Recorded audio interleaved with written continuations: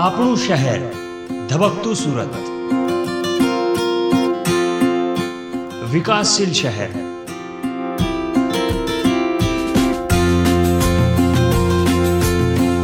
ઉદ્યોગ અને વિકાસની નગરી, ક્યારેક ચડતી ક્યારેક પડતી, છે સંઘર્ષની ગાથા.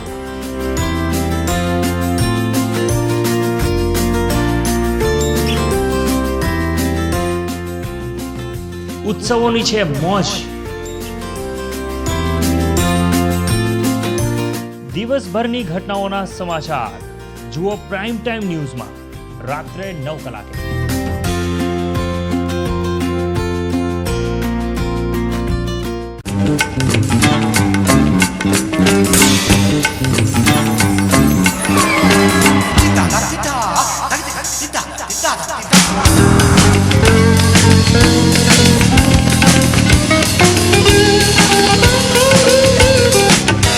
નમસ્કાર દર્શક મિત્રો, હું ધીરજ સુમરા હિન્દ ટીવીના જનમત કાર્યક્રમમાં આપનું હાર્દિક સ્વાગત કરું છું.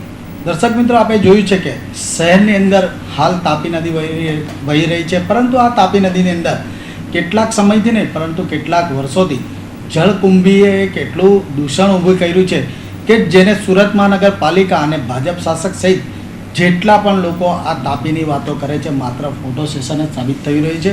પરંતુ આપણે આજે જ્યારે આ તાપી શુદ્ધિકરણની વાત કરવા જઈ રહ્યા છે ત્યારે આપણી સમક્ષ નટુભાઈ છે અને અજયભાઈ જાંગીડ છે. અજયભાઈ જાંગીડ અને નટુભાઈએ આના માટે ઘણી ચળવળો ચલાવી છે અને કેટલાક લોકોને આના માટે રજૂઆતો કરી છે અને અજયભાઈએ તો લગભગ PIL પણ દાખલ કરી છે. તો દર્શક મિત્રો, જોઈએ આવનારા સમયમાં તાપી શુદ્ધિકરણનું શું પરિણામ આવે છે અને અત્યારે હાલ શું પરિસ્થિતિ છે. અજયભાઈ, શું લાગી રહ્યું છે આજે તાપી નદીની શુદ્ધિકરણની વાતો ચાલી રહી છે અને એના અંદર પણ ખાસ કરીને જળકુંભીનો પ્રશ્ન છે, એના માટે તમારે શું કહેવું છે? જળકુંભીની જે વાત આવે છે, સરકાર બધાને ગેરમાર્ગે દોરી રહી છે કે અમે જળકુંભી સાફ કરી રહ્યા છે, જળકુંભી પર અમે કામ કરી રહ્યા છે, જળકુંભીમાં અમે આટલો ખર્ચ કર્યો છે. ના, જળકુંભીની જે પેદાઈશ છે એ મૂળ પેદાઈશ છે ગંદા પાણી. અને એ ગંદા પાણીનું શું છે, એક જે ડ્રેનેજ ડાયરેક્ટ જે ગટરનું પાણી છે એ નદીની અંદર જઈ રહ્યું છે, એની કારણે ગંદકી થઈ રહી છે અને આ ગંદકીને કારણે આ જળકુંભીનું ઉત્પત્તિ થઈ રહી છે. હવે વાત આવે છે કે જળકુંભી સાફ કરી દેશો, તમે જળકુંભી સાફ કરશો પણ જળ જો સાફ નહીં હશે તો આ જળકુંભી ક્યારેય નહીં મળશે. જળકુંભી 8 દિવસની અંદર બમણી થઈ જાય છે, એની જે સાઇઝ છે 8 દિવસની અંદર બમણી થઈ જાય છે. તો કોઈ પણ ચાન્સીસ નહીં, જ્યાં સુધી પાણી સાફ નહીં થાય, જ્યાં સુધી આ ગંદકી ઠાલવવાનું બંધ નહીં થાય ત્યાં સુધી જળકુંભી સાફ થવાના ચાન્સીસ બહુ ઓછા છે. માત્ર ને માત્ર જળકુંભીના નામથી આ લોકો પૈસા ભેગા કરવા ઈચ્છે છે અને કોન્ટ્રાક્ટો અને ખોટા ટેન્ડરો બહાર કાઢવા માંગે છે. જી દર્શક મિત્રો, અજયભાઈ આપણને ખૂબ સરસ જણાવ્યું છે કે જ્યારે જળકુંભીની વાત પર માત્ર શાસક હોય કે સુરત મહાનગરપાલિકા હોય, એક પૈસા બનાવવાની પદ્ધતિની જ વાત આવી રહી છે. જો કદાચ જળકુંભીની વાત હોય તો અજયભાઈએ કહ્યું છે કે જો જળકુંભી 8 દિવસમાં વધતી જ જતી હોય છે તો એને વારે ઘડીએ સફાઈ કરીને જો દૂર કરવાની જ વાત આવતી હોય, પરંતુ શહેરની અંદર જે ગંદુ પાણી વહે છે એ જ પાણીને નદીની અંદર લગભગ વેવડાવવામાં આવે છે ને જેના કારણે અશુદ્ધ પાણી થાય છે ને એ જ પાણી આપણને લગભગ રિસાયકલ કરીને પણ પીવા માટે આપે છે. તો દર્શક મિત્રો, નટુભાઈ પણ ઘણા જાણીતા છે આના માટે અને એમણે પણ વિચારેલું છે કે તાપી શુદ્ધિકરણના અભિયાન માટે શું શું કરવું જોઈએ અને એમણે પણ શહેરની અંદર જે તાપી નદી વહે છે એ તાપી નદીનું ઉપર પરીક્ષણ કર્યું છે અને જાતે જે કિનારા હોય છે એ કિનારા પર જઈને તેઓ પોતે પણ જોયું છે કે ગંદકી કેવી છે. નટુભાઈ, આપનો એક અનુભવ જણાવશો? એક તો આ એક વિયરકમ કોઝવે છે ને એ બહુ મોટું નિષ્ણાંત થઈ રહ્યું છે. પહેલાં તો એ વખતે જરૂરત હશે પણ એનાથી પહેલું તો સિલ્ટિંગ થઈ રહ્યું છે અને જે નદી સિસરી થઈ રહી છે. એટલે જો ઉકે ડેમમાંથી પાણી વધારે છોડવામાં આવે અથવા ઓછું છોડે છે તો બી એ પૂરની સ્થિતિ થઈ જતી. હવે તો બંને કાંઠા ઊંચા કરી નાખવામાં આવે છે, છતાં પણ સ્થિતિ હવે પાણીની છે.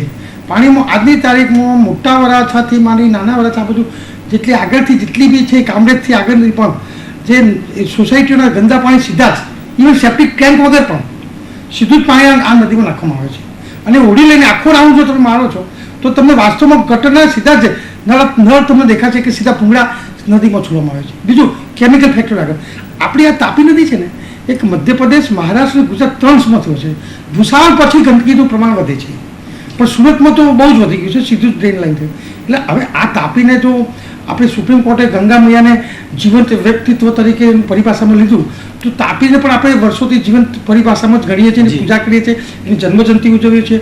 અને હું તો એટલે સુધી કહું કે તાપી શુદ્ધિકરણના જે પ્રયાસો થયા છે એમાં ગણપતિ ડૂબાડવાની મૂર્તિઓનું પ્રમાણ ઓછું કરવાની કોશિશ થઈ રહી છે, પણ એમાં બી એટલી સફળતા મળી નથી. બીજી વાત કે મેરેથોન દોડ કરે, એટલે જે કરવાનું એ નહીં કરે. કદાચ અમુક ટ્રસ્ટોવાળા સારું કામ કરે, નદી સાફ કરે, પણ આના માટે ફંડ ગવર્મેન્ટે ઘણું બધું ફાળવ્યું છે.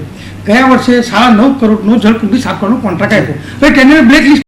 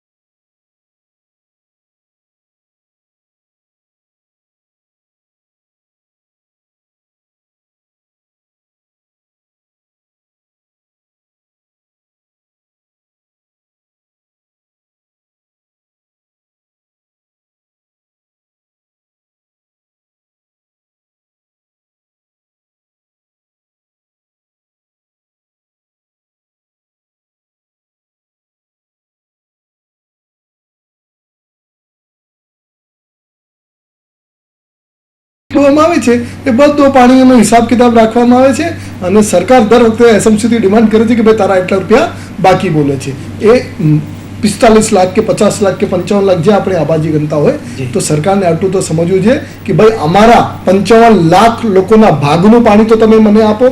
સરકાર તમારી છે, અમે સરકાર બનાવી છે, પણ આ પાણી પર હક્કો છેલ્લે તો છેલ્લે નાગરિકોના છે અને એ પાણીના પણ તમારે પૈસા લેવાનો કોઈ અધિકાર નથી. તો પણ સરકાર આપણે પૈસા ચાર્જ કરવાની વાતો કરી રહી છે. જે દર્શક મિત્રો, અજયભાઈ ખૂબ સરસ જાણકારી આપી છે. એમનું કહેવાનું છે કે જ્યારે સુરત મહાનગરપાલિકા પાસે ઉકાઈ ડેમમાંથી છોડવામાં આવતા પાણીના પૈસા પણ જો લેવામાં આવતા હોય ત્યારે એટલું પાણી આપણને મળવું જ જોઈએ અને શહેરીજનોને એના પાણીના જે ટેક્સ છે એના પણ ઓછો થવો જોઈએ અને જેનો લાભ લેવાનો હોય છે લાભ લેવાની જગ્યા માત્ર આપણે ટેક્સ જ ભરતા આવ્યા છે. નટુભાઈ, અત્યારે જ્યારે તાપી શુદ્ધિકરણની વાતો આવે છે ત્યારે લગભગ હમણાં ગત સ્ટેન્ડિંગ બોર્ડમાં એવું નક્કી કરાયું છે કે 20 કિલોમીટર એટલે કે સરથાણાથી લઈ કે આપણે કોજવે સુધીના જેટલો વિસ્તાર છે એનામાં જે જળકુંભી થાય છે એનું એ લોકો એવું કારણ દર્શાવ્યું છે કે ત્યાં માટીના ઢગલા એટલે કે ટેકરી બની ગઈ છે. તો આ બધી ટેકરી તોડવામાં આવે અને જળકુંભીનો નાશ થશે. તો શું માનો છો? રેતી ખનન થતું હતું ને, એનાથી સેલ્ફ ક્લિનિંગ થતું હતું. જી, હવે રેતી ખનન બંધ કરી નાખ્યું. જી. બીજી વસ્તુ તો હું તો એટલે સુધી કહું કે ઉપરથી જે બ્રિજો પસાર થાય છે ને એને હું તો કહું એક્રેલિકથી બંધ કરાવું. એમાંથી બી કચરો જાય, સમજી લેજો.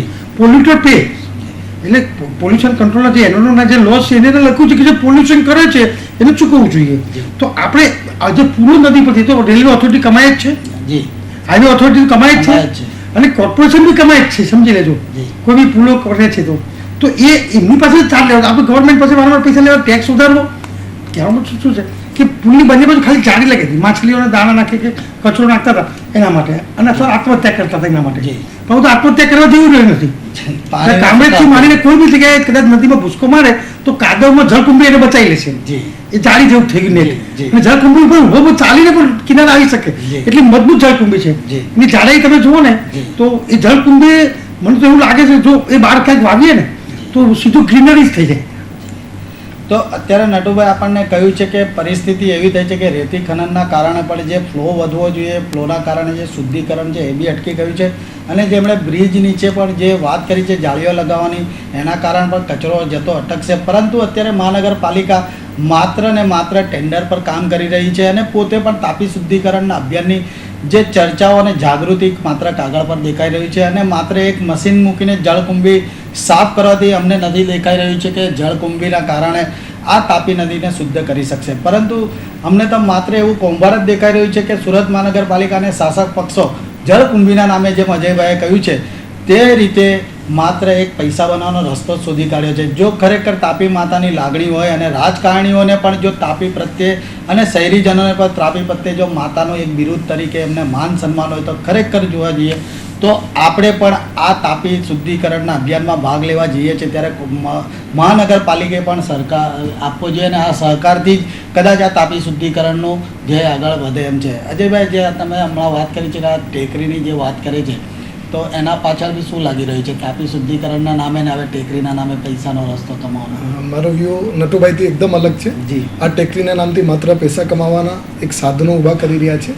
આ રેતી આ લોકો ડ્રેજિંગ કરીને કાઢશે અને વેચી નાખશે. આ વખતે આજે જે કવર છાપાએ પણ કવર કર્યું છે, તમે લોકોએ પણ ધ્યાન દોર્યું છે, એ સમજવા જેવી વસ્તુ છે.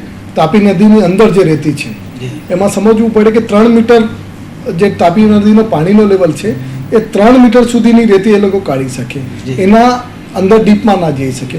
તમે ડ્રેજિંગ કરીને જો પાણી રેતી કાઢશો તો થશે શું? આપણે નીચે જમીનની જે પાણી નદીની અંદર જે સમતલતા છે એ ખોરવાઈ જશે અને પાણી એ ધોવાશે અને ખારા પાણી ડાયરેક્ટ જેમ ડુમ્મસને કહેવામાં આવે છે કે ડુમ્મસ એકદમ દરિયાની બાજુમાં છે, ડુમ્મસ એકદમ દરિયાની બાજુમાં છે પણ સુલતાનાબાદ કદાચ જ્યાં પણ છે એક મીઠા પાણીનો કૂવો છે. એનો રીઝન છે પેલા દરિયા અને પેલા કૂવા વચ્ચે એક સતહ છે જે સતહ આ પાણીને બચાવી રહી છે. આપણે જે મીઠું પાણી જે બોરવેલથી કાઢીએ છીએ એ પાણી 80 ફૂટ 90 ફૂટ નીચે અને કોઈ ચટ્ટાનોને તોડીને આપણે પાણી કાઢી રહ્યા છે.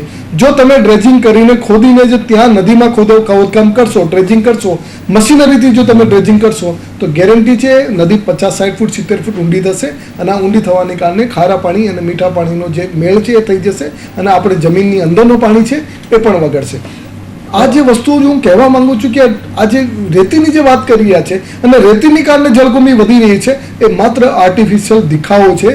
રેતીની કારણે જળકુંભી નહીં વધી રહી. જો રેતીની કારણે જળકુંભી વધે તો બોધાણ ગામ છે ને એ આજુબાજુમાં ટેકરીઓ, સતત ટેકરીઓ બનેલી છે, પણ ત્યાં તમને જળકુંભી છોડીને એક ઘાસનો નિશાન નહીં દેખાશે. ઘાસ આ જે રેતી છે માટીમાં ઉગે, રેતીમાં નહીં ઉગે. આ રેતી છે અને આ લોકો ખોટું ગેરમાર્ગે દોરીને આ જે આપણી નદીની અંદર કોજવેથી લઈને આ સરથાણા સુધી કે મોટા વરાછા આગળ સુધી જે રેતીની ટેકરીઓ છે, જેને એન્વાયરમેન્ટ જે ડિપાર્ટમેન્ટ છે એ સરકારને કોઈ મંજૂરી નહીં આપશે કે આ કાઢી નાખવાની, તો માત્ર ને માત્ર આપણને ગેરમાર્ગે દોરીને અને નદીને સાફ કરવાના નામે 3 મીટર કરતાં ઊંડું ખોદકામ કરશે અને રેતી એ લોકો વેચી નાખશે. શું લાગે છે જે આ લોકોએ આ ટેકરી માટે કોઈ પરીક્ષણ કર્યું હશે કે માત્ર દેખાવો? ગેરીના રિપોર્ટ છે, ગેરીએ રિપોર્ટ કર્યું હતું, ઇન્વેસ્ટિગેશન પૂરું થયું છે, ઇન્કવાયરી પૂરી થઈ છે અને એના પરથી એટલું ફલભૂત થયું છે કે જો આ ટેકરીઓને 3 મીટર કરતાં વધારે નુકસાન કરવાની કોશિશ કરશે તો તાપીને બહુ વધારે ડેમેજ આ લોકો કરશે અને આ કન્ડિશન ક્લિયર મૂકી છે. અને મને શંકા છે, આ લોકો કહી રહ્યા છે પણ મને શંકા છે એન્વાયરમેન્ટ ક્લિયરન્સ એને મળ્યું નહીં હશે અને એન્વાયરમેન્ટ ક્લિયરન્સ વગર અહીંયા ડ્રેજિંગ કરીને રેતી કાઢી શકશે નહીં. અને હાઈકોર્ટની અંદર મારી પણ એક પીએલ છે. જો મને એવું લાગ્યું કે આ લોકો ખોટી રીતે રેતી કાઢી રહ્યા છે તો ચોક્કસ હું માનનીય ન્યાયાલયનું ધ્યાન દોરીશ આના વિશે કે મારી પીએલમાં તાપીનો હું ઉલ્લેખ કર્યો છે અને ડ્રેજિંગનો પણ ઉલ્લેખ કર્યો છે અને મારી પીએલ આના સંદર્ભે જ છે. તો ચોક્કસ હું કોર્ટનું ધ્યાન દોરીશ અને એને બંધ કરાવીશ. જી નટુભાઈ, અજયભાઈએ તો પીએલ કરી છે, એમણે કહ્યું છે કે હું ન્યાય ક્ષેત્રે પણ જઈ અને આનું ધ્યાન દોરીશ, પરંતુ આપણે તાપી માતાને જો શુદ્ધ કરવા માટે શું પગલાં લેવા જોઈએ જે અમારા દર્શક મિત્રોને જણાવશે? પહેલી વસ્તુ તો જે આપણે છેક ડુમ્મસથી શરૂઆત કરીએ અને છેક કામરેજની આગળ પણ જી છેક હવે તો ગાય પગલા સુધી જઈ ગયું છે સોસાયટીનું બધું, તો એ બંને આજુબાજુ જે સોસાયટીવાળા છે એના જો પ્રમુખો જવાબદારી લે, કારણ કે સીધો સામનો એમને કરવાનો છે મચ્છરથી માંડીને બીજું પણ, તો એ બંને સાઈડની જે સોસાયટીના જો પ્રમુખો એક ભેગા થઈને આ જવાબદારી લે તો કચરો અંદર જતો બી અટકાવી શકાય. બિલ્ડરો જે કર્યું હોય, મ્યુનિસિપાલિટી અધિકારીઓ જે બેદરકારી રાખી હોય એ બધાનો ઉકેલ ત્યારે જ આવે ત્યારે બંને સાઈડ, જમણા કાંઠા અને ડાબા કાંઠા બંને સાઈડના રહેણાંકોની સોસાયટીના પ્રમુખો એક મિટિંગ કરે અને આ બાબતમાં એક એક્શન પ્લાન બનાવે, પોતે જવાબદારી વેચે. તો કે મારી એક સોસાયટી હોય નદી કિનારે તો બંને બાજુ 200 મીટર આવતો 200-500 મીટરની જવાબદારી મારી. જી તો એ જે કિનારાની સફાઈની જવાબદારી આ સોસાયટીના પ્રમુખો એક કમિટી બનાવી લે. ગટરનું શું? એટલે ગટર તો બંધ જ કરવી પડે પહેલા. ગટર બંધ કરીને મારે જવું ક્યાં? જો સોસાયટી વાળો બિલ્ડર મને 50 કે 100 કે 500 ફ્લેટની સોસાયટી બનાવીને મને સોંપીને જતો રહ્યો હોય અને આજે તમે કહો છો કે તમારે ગટરમાં જવું નહીં, તો મારે નેચરલ હાજત માટે ક્યાં જવાનું એ સૌથી મોટો પ્રશ્ન છે. બેદરકારી બિલ્ડરની નથી, બેદરકારી સુરત મ્યુનિસિપલ કોર્પોરેશનના જે તે સમયના જે તે અધિકારીની છે. એ વખતે કેમ બીયુસી આપી દેવામાં આવી અને શહેરી વિકાસના અધિકારીઓની છે, એ વખતે કેમ રહેઠાણ માટે પરવાનગી આપી દેવામાં આવી. અને સૌથી વધારે હું કહું આ બધા લોકોને જે નટુભાઈ એક વાત બહુ મોટી વાત કીધી, એ અમારા કાયદામાં આવે છે કે પોલ્યુટર પે, જે પોલ્યુશન કરે છે એ પે કરશે નુકસાની. તો હું કહું છું પહેલા અધિકારીઓ જે તે સમયે પરવાનગી આપી છે આ બધા અધિકારીઓથી આ પોલ્યુશનની જવાબદારી નક્કી કરીને એ લોકોથી પૈસાની ઉઘરાણી કરવી જોઈએ કે તાપીને ગંદી કરવા માટે સૌથી મોટો ફાળો છે. તો સૌથી મોટો ફાળો નાગરિકોનો નથી. નાગરિકો બોળા છે, નાગરિકોને નહીં ખબર હતી કે ભાઈ હું ઘર લઈ રહ્યો છું, નાગરિક ઘર જોઈએ છે, ગટરનું કનેક્શન નદીમાં જાય છે અથવા તો ટ્રીટમેન્ટ પ્લાન્ટમાં જાય છે, એ બેચારાઓને ખબર નથી હોતી અને એ લોકોએ ઘર લઈ લીધું અને આજે એ લોકો પછતાય છે. 200 થી 250 એવા નાળા છે અને સૌથી વધારે મજાની વાત આ છે જે સ્ટ્રોમ ડ્રેનેજ, જે વરસાદી પાણીને જે લાઈનો નાખી છે એની અંદર ગટરના પાણીના લાઈનોને જોઈન્ટ કરી દેવામાં આવી છે. અને આ બધા સુરત મ્યુનિસિપલ કોર્પોરેશનના અધિકારીઓને ખબર છે. માત્ર એસી ઓફિસમાં બેસીને મિટિંગ કરવાથી અથવા તો રેલીઓ કાઢવાથી અથવા તો મેરાથન રાખવાથી નદી સાફ નહીં થશે. તમારે જો નદી અસલમાં સાફ કરવી હોય તો 200 થી 250 જેટલા પણ ડિસ્ચાર્જ પોઈન્ટ છે એ તરત ને તરત બંધ થવા જોઈએ. અને બંધ કરવા માટે તમે નાગરિકોને બીજી સુવિધા આપવી જોઈએ કે ભાઈ અમે તમારો ટ્રીટમેન્ટ પ્લાન્ટ એક વધારાનો અહીંયા નાખી દઈએ છીએ અને બધું પાણી આમાં આવશે અને ટ્રીટમેન્ટ થઈને પછી આવશે.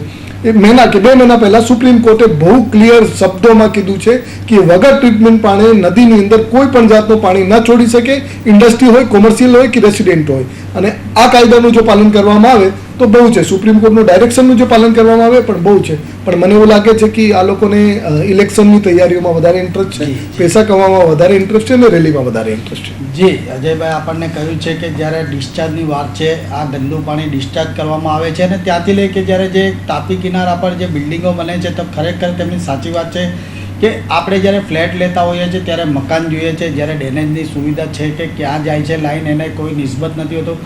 જવાબદાર માત્ર ને માત્ર શહેર વિકાસના અધિકારીઓ જ છે ને ખરેખર તેમણે કહ્યું છે એ રીતે એમના પાસેથી જ પહેલાં તો દંડ ફટકારવો જોઈએ અને શરૂઆત ત્યાંથી જ કરવી જોઈએ, જેથી કરીને બિલ્ડરથી લઈ કે સામાન્ય નાગરિકોને પણ ખબર પડે કે આપણે જે જગ્યાએ રહેવા જઈએ છીએ ત્યાંની પરિસ્થિતિ, ભૌગોલિક પરિસ્થિતિ અને ત્યાંની ડ્રેનેજ લાઈન કે જે પણ નળની પાણી વ્યવસ્થાની વ્યવસ્થા છે, આ બધી વ્યવસ્થા કઈ રીતે ચાલી આવી રહી છે અને ત્યારબાદ જ ફ્લેટ ખરીદવો જોઈએ. પરંતુ માત્ર ને માત્ર એના માટે જવાબદાર શહેર વિકાસના અધિકારીઓ છે.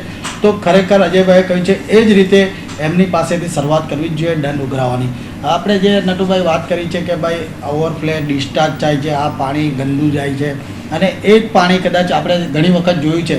આપણે માનીએ છીએ કે શહેરની અંદર હવે લગભગ બધા જ ઝોન બની ગયા છે, 7-8 ઝોન છે, વરાછા ઝોન છે, સેન્ટ્રલ ઝોન છે, કતારગામ ઝોન છે, રાંદેર ઝોન છે, કે જે પણ ઝોન છે, ઉધના ઝોન છે, બધી જગ્યાએ હું માનું છું વિસ્તાર વાઇઝ તમે જોયું હોય તો સુએજ પમ્પિંગ બનાવેલા છે. લગભગ હું માનું છું ત્યાં સુધી બધું ડ્રેનેજનું પાણી ત્યાં જાય છે. તો જે આ ડ્રેનેજ છે પાણી જે સુએજમાં જાય તો ત્યાંથી નિકાલ કરીને જો એનો ત્યાંથી ડિસ્ચાર્જ કરવામાં આવે ને ત્યાં જેવી કોઈ આ લોકો સુવિધા ઊભી કરે કે એ જ પાણી રિસાયકલિંગ થાય અને ત્યાં ગટરમાં ન છોડવામાં આવે ને એનો કોઈ રસ્તો થાય. એ તો પાંડે સાહેબ સચિન જેડીસીને એનું આપવાનું શરૂ બી કરેલું છે, પણ મેઇન વસ્તુ શું થાય છે કે જે બંને કાંઠાની જે સોસાયટીઓ છે એને હું તો એટલે કહું છું ઇમ્પેક્ટ ગેરકાયદેસર રેગ્યુલર કરવા વાત આવે ને એ રીતે આ ગેરકાયદેસર જે કનેક્શનો છે ગટર કનેક્શનો એ મ્યુનિસિપાલિટી પોતાના ખર્ચે એને નોટિસ આપે, દંડ કરે ને કરાવે ને એ બધું નહીં. આટલું બધું ફંડ છે આપણું, આટલું બધું બજેટ છે અને 950 કરોડ એમાંથી ભલે વાપરો, પણ એ નદીના જેટલા બી કનેક્શન ત્યાંથી વાળીને એક 6 મીટરની જગ્યા આ લોકોની છે. નદી પાળા યોજનાથી 6 મીટરની જગ્યા ગવર્મેન્ટની જ છે. તો એમાં પેરેલલ લાઈન નાખી અને બધા કનેક્શન બંધ કરી દો. ભાઈ તમારી વાત કાપતા મને એક વિચાર આવ્યો છે કે તમે જે કહ્યું છે કે ડ્રેનેજને વાળી લેવી જોઈએ, શું માનો છો અત્યારના જે અધિકારીઓ છે તે ખરેખર શહેરની જે ડ્રેનેજ પરિસ્થિતિથી વાકેફ છે ખરા? નહીં, એ તો હું તમને કીધું કે અહીંયા આપણું જે નાના વરાછા પેલું વોટર વર્કર્સ છે બરાબર, ત્યાં આપણી પેરેલલ નદીની પેરેલલ ખાડીનું એક નેટવર્ક, એ ખાડી નેટવર્ક એટલે નદી છે આપણું શહેર વાંકું ચૂંકું છે ને એટલે આગળથી ફંટા તો ફંટા 2-3 ફાંટા પડે એટલે આપણે સુરતને 2 પૂરનો સામનો પડે, ખાડીપુર અને પેલું પૂર. હવે ખાડીપુરમાં શું થયું છે કે વરાછાની અને જે મોટાભાગની પૂર્ણાની બધી જ સોસાયટીઓમાં ખાડીઓ મોટાભાગની પૂરાઈ ગઈ છે. પછી તો કોર્પોરેશન એમ થયું કે પૂર આવે પછી તો પેલું કમિશન સુખનાબેનનું આવ્યું તો એ વખત ઘણી રજૂઆતો થઈ તો એમ થયું કે ખાડીને બાઉન્ડ્રી ફિક્સ કરો, તો 2 દિવાલો કરો, બધી દિવાલો થઈ નથી અને ખાડી તો સફાઈ થઈ નથી. હવે તો એમ થાય કે ખાડી પર રોડો બનાવો, સમજી લેજો. તો ખાડીની જે પુષ્કળ ગંદકી થઈ રહી છે અને ખાડીમાં તો ઓપન ડ્રેન ઓટોમેટિક છે અને અલ્ટિમેટલી શું છે વોટર કોર્સ તો નીચેનું તો વોટર ટેબલ તો બધા નીચું જ છે, તો બંને ભેગું થવાનું છે ગંદુ પાણી. તો નદીને શુદ્ધ રાખવી હોય તો જૂની પાઇપો રિપ્લેસ નથી કરી, જે નવીની સોસાયટી થઈ તો જૂની પાઇપો તો કાઢી જ નથી અને છેડા દોડ નથી કર્યા, નવા જોડાણ કર્યા છે. એટલે શું થાય ઘણી વાર ત્યાંથી પણ પાછું લીકેજ ચાલુ થઈ જાય છે. અને આ લોકો તો એટલો બધું ત્રાસ કર્યો છે કે પાળે અત્યારે દિવાલો પાકીમાં ખાણા પાડીને નાખ્યું છે. એ સિવાય નદી કિનારે બંને નદીની બંને સાઈડ જે આશ્રમો વધી રહ્યા છે, બસ ખબર નથી પડતી ક્યાંથી બધા આટલા બધા આશ્રમો વધી રહ્યા છે અને ક્યાંથી જૂના રેકોર્ડ ઊભા કરવામાં આવે છે અને પ્રાઇવેટ જગ્યાની જૂની સાગબારો ક્યાંથી ઊભી કરે છે. અને જ્યારે નદીનું એક્વિઝિશન વર્ષો પહેલાં થયેલું છે, એની નદીની બાઉન્ડ્રીઓ ફિક્સ છે, તો એ બધું જે તત્વો છે ને હું તો કોઈ એને સપાટ ધાર્મિક લાગણીઓ આમાં નથી આવતી. પર્યાવરણ સ્વચ્છતાની વાત આવે ને ત્યાં ખોટી ધાર્મિક લાગણીઓને પોષવી નહીં જોઈએ. એટલે આ બંને નદીના બંને કાંઠે એટલા બધા મંદિરો અને હું તો કહું કબ્રસ્તાન, બોલો આ સ્વચ્છ હું તમને નારાયણ ટ્રસ્ટમાં એ તો અમે હું એમાં પણ હતો તો એમાં તો અમે ટ્રીટમેન્ટ કરી નાખીએ છીએ, પણ અમુક જગ્યાએ તો બાળકો સીધા દાટે છે નદી કિનારે. પહેલાં તો સમજી લેજો. અને મેં તો જોયું છે કે એના માટે ચળવળ બી ચલાવે, બાળક એક માણસ દાટીને જાય ને તરત 2 કે 3 કલાકમાં કૂતરું ખાઈ જ જાય છે. 4 કલાક પછી પેલો માણસ આવે છે કે વિધિ કરવા તો ત્યાં એનું બાળકની ડેડ બોડી નથી મળતી. તો એક તો નદી કિનારે સ્મશાનો બાળકોના બંધ કરો, અમુક સંસ્થાનોના દાંતવાના સ્મશાનો છે એ બી બંધ કરો. એટલે બીજી જગ્યા પર આપણી પાસે બહુ જગ્યાઓ છે ક્રેમેટોરિયમ માટે રિઝર્વ પ્લોટો છે અને તો મ્યુનિસિપાલિટીની જવાબદારી છે. નારાયણ ટ્રસ્ટમાં મ્યુનિસિપલ કોર્પોરેશનથી 50% ફંડ જાય છે અને ટ્રસ્ટીઓ બી છે, મેયર કમિશનર બધા. તો નદીના બંને પાળાની અંદરના જેટલા બી કબ્રસ્તાનો છે એને અલગ જગ્યા સ્પ્રેસ પાડી દો અને એ જગ્યાને કમ્પ્લીટ બંધ કરી નાખો. નદી શુદ્ધિકરણ એટલે ખાલી જળકુંભી નથી આવતી, ડ્રેનેજ લાઈન બંધ કરવાની આવે, રેલવેના પુલનો કચરો પડે એ બી આવે, સોસાયટી ઇવન અમુક તો તમે જોશો ને જ્યારે ફરશો ને ત્યારે તમને અંદર પાળા યોજનાની બહાર આખી બાલ્કનીઓ ઝુકાઈને 2-3 માળના બિલ્ડિંગો છે, તો નદીની બાઉન્ડ્રીમાં કન્સ્ટ્રક્શન કરે. તમે આ સ્વામિનારાયણ મંદિર છે યશવંત કુમારનું, તે લાઇનમાં તમે જોશો ને તો તમને એને ફૂલપાડા સાઈડ જોડો, તમે બિલ્ડિંગો બહાર નદીની 6 મીટર છોડવાની જગ્યાએ નદીની પાળા દિવાલને અડીને અને પછી કેન્ટિલેવર કાઢીને નદીની જાણે બાળકોની ઝલકો લગાવી એ રીતે બાંધકામો બી થયેલા છે. જી અજયભાઈ, અત્યાર સુધીની અંદર આપે જે પીએલ કરી છે તો એમાં કયા મુદ્દા પર પીએલ કરવામાં આવી છે અને અત્યાર સુધીમાં શું આપને એનો જવાબ મળી રહ્યો છે? મારો મૂળ ઉદ્દેશ્ય જે હતું પીઆઈનું એ નદીઓ બચાવવાનું હતું. નદીઓમાં જે ડ્રેજિંગ કરીને જે પમ્પિંગ કરીને જે રેતી કાઢવાનો જે કારસો છે એ લોકો તો રેતી કાઢી લે છે. જો તમને ખબર હોય તો 5 દિવસ પહેલા, કદાચ 2 દિવસ પહેલા પણ એક ન્યૂઝ આવ્યા હતા કે અમુક બાળકો ગલતેશ્વર કે કોઈ એરિયા છે જ્યાં પાણીમાં ડૂબી ગયા હતા. એનું મૂળ રીઝન હું ત્યાંથી રેતીની ચોરી થઈ છે. રેતી બહુ બધી કાઢી લેવામાં આવી છે. એટલે 2 ફૂટ પછી 2.5 ફૂટ 3 ફૂટ એવું સતહ હોવી જોઈએ. એની કારણે 2 ફૂટ પછી સીધી 15 ફૂટની સતહ છે. એની કારણે બાળકો ડૂબી જાય છે.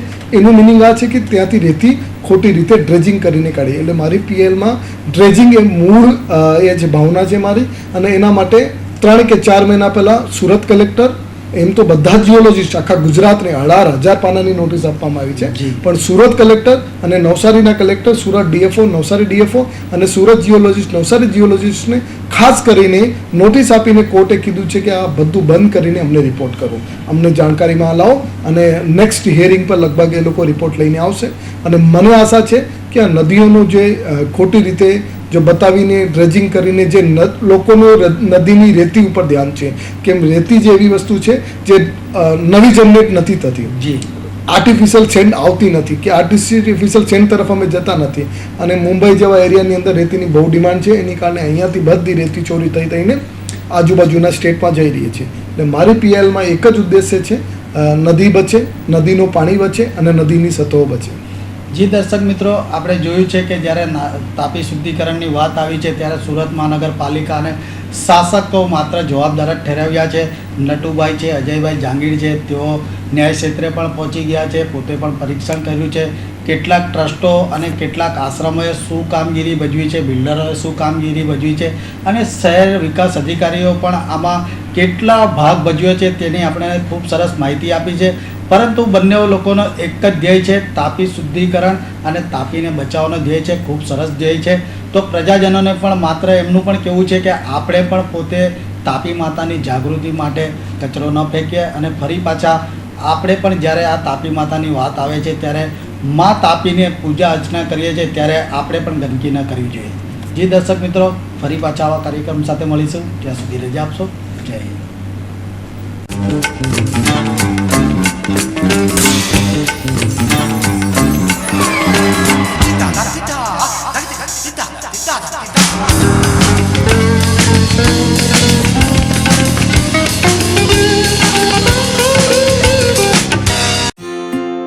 આપણું શહેર, ધબકતું સુરત, વિકાસશીલ શહેર.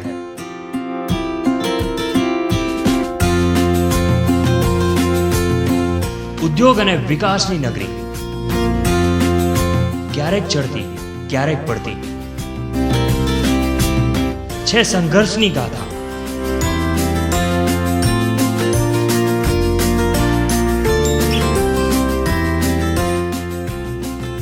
ઉત્સવોની છે મોજ,